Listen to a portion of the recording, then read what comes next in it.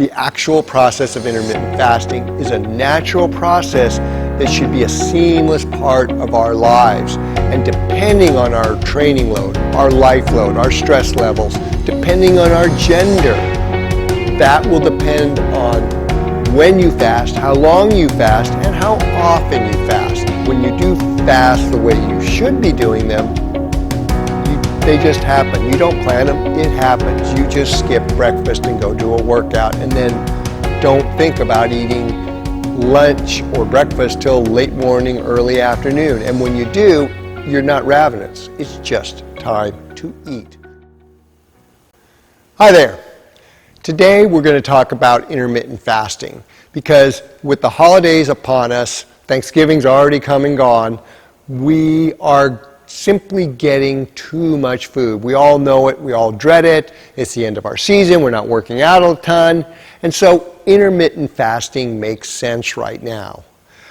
And if you Google intermittent fasting, it's a hot topic right now. There's no shortage of a lot of really well-intended information out there on fasting windows, on feeding windows, on different things you need to do. And as I say, we're overloaded with information.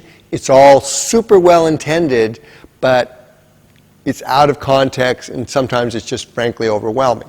Today I'm going to give you a few key tips that really isn't out there because it's not structured. We're not using metrics. I don't suggest for a second that we don't need to have some metrics and structure. These are good things, but so much of what's being done is done in this man-made construct where we engineer things, where we put metrics on it. And I'm here to tell you that that's not truly how intermittent fasting works. Yes, we can use these as tools to get us there, but the actual process of intermittent fasting is a natural process that should be a seamless part of our lives. And depending on our training load, our life load, our stress levels, depending on our gender, that will depend on when you fast, how long you fast, and how often you fast. It should be just a seamless part of your life.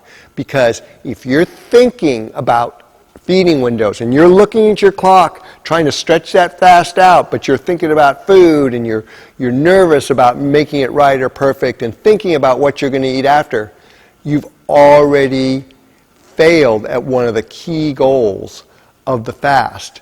And they're not talking about this because once you start thinking about food or once you start feeling lethargic or cold, you've already failed physiologically because your body is turning down your metabolism. Your body is signaling hunger and scarcity. And with that signal, when you do get to eat, it's going to grab onto those calories and try and just store it as much as it's going to try to give you your energy. It's going to keep that metabolism turned down, and guess what? Your physiology is going to ask for more. Whereas when you do fast the way you should be doing them, they just happen. You don't plan them, it happens. You just skip breakfast and go do a workout and then don't think about eating lunch or breakfast till late morning, early afternoon. And when you do, you're not ravenous. It's just time to eat. Because there, your body is not signaling scarcity. It's signaling it's time to eat. So it hasn't turned down your metabolism. It hasn't upregulated those hormonal signals that are going to get you to store that food and ask for more. You're going to not need more.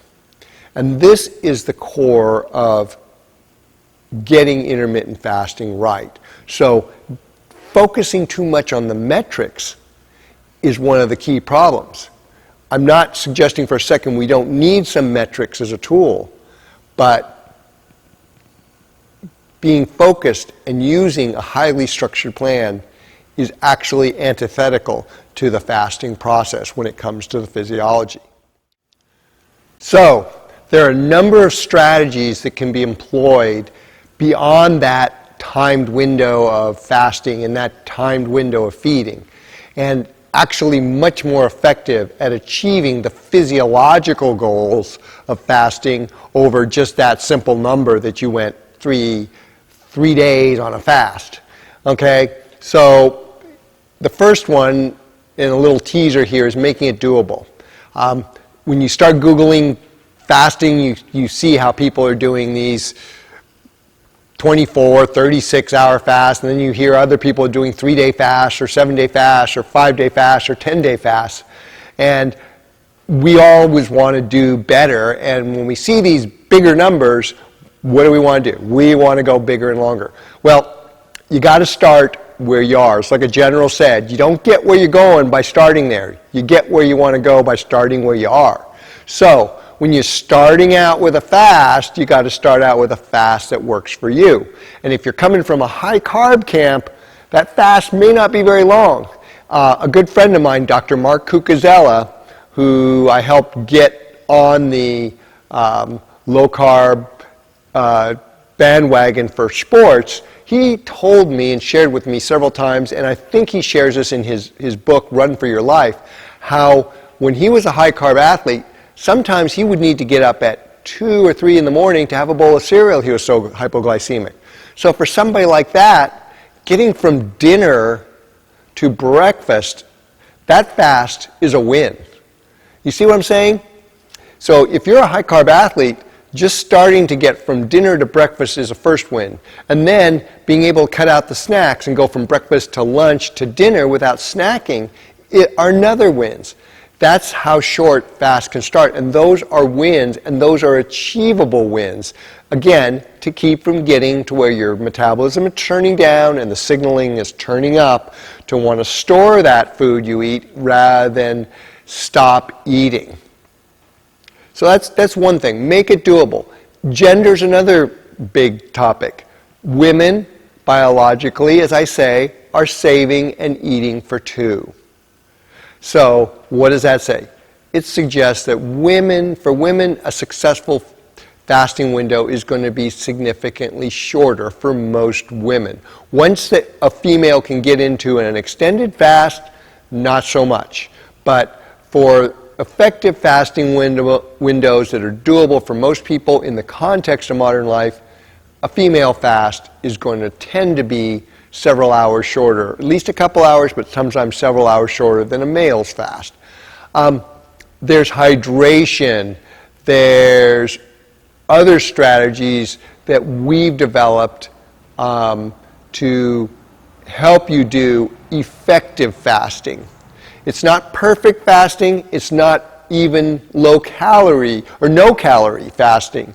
It's fasting that's effective at getting your physiology to burn fat, to burn your own body fat, not exogenous MCT oils, coconut oils, etc.